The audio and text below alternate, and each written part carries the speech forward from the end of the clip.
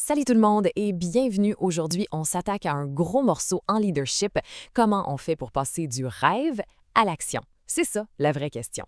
On va explorer ensemble ce qui sépare une belle intention d'un résultat qui est, lui, bien concret.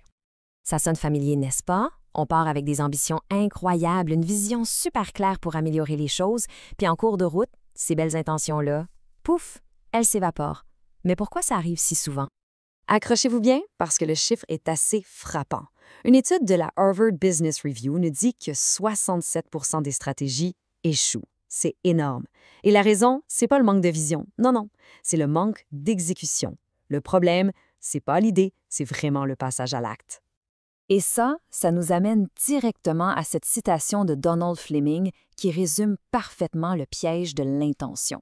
On peut avoir les meilleurs objectifs du monde, mais au fond, ce sont les petites actions, celles qu'on pose chaque jour, qui façonnent pour vrai notre avenir et celui de nos équipes.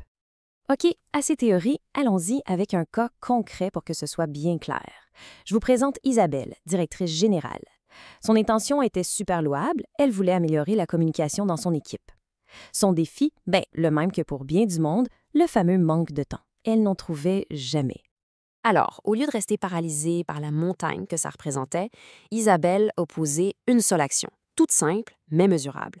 Elle a commencé à utiliser une application pour calculer le coût réel de ses réunions. Un tout petit changement, mais un changement qui, soudainement, apportait des données bien concrètes. Et les résultats? Wow! 20 de temps récupéré. Chaque semaine. C'est fou qu'on y pense. Mais c'est allé bien au-delà du temps. L'énergie de l'équipe s'est améliorée et sa propre crédibilité comme leader a été vraiment renforcée. Une seule petite action a déclenché toute une transformation.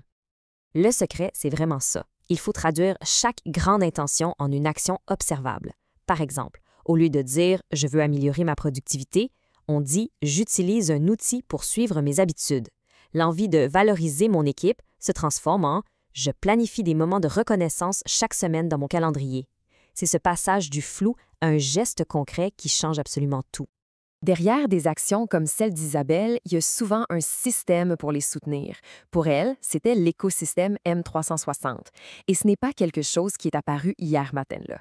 On parle d'une approche développée sur plus de 15 ans d'expérience en accompagnement de dirigeants et gestionnaires, avec un taux de satisfaction de plus de 99 %. C'est conçu exactement pour aider les leaders à faire ce saut, passer de l'intention à un résultat qu'on peut mesurer et suivre. Alors, cet écosystème, il repose sur 3 piliers. Premièrement, le programme LPR, qui donne un cadre de travail super clair pour obtenir des résultats. Ensuite, l'application M360+, qui est là pour aider à vraiment ancrer les nouvelles habitudes dans le quotidien. Et finalement, l'application M360 Meet, comme on l'a vu avec Isabelle, qui permet de gérer les réunions avec des preuves mesurées, et non plus juste à l'intuition. Bon, si on devait résumer ça en une recette toute simple, ça se ferait en 3 étapes. 1. Nommer une intention qui est précise. 2. La traduire en une action qu'on peut observer. Et 3, et ça c'est crucial, la suivre et la mesurer pour être constant. Et cette idée-là, elle est magnifiquement résumée ici.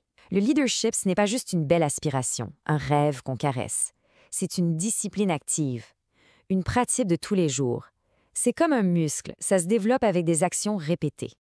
En fin de compte, la vraie mesure du leadership, on ne la trouve pas dans la grandeur des rêves ou la noblesse des intentions. On la trouve dans ce qui est réellement accompli. Le leadership, ça ne se mesure pas à ce qu'on rêve de faire, mais bien à ce qu'on fait. Ce sont les actions qui écrivent l'histoire d'un leader, pas ses pensées.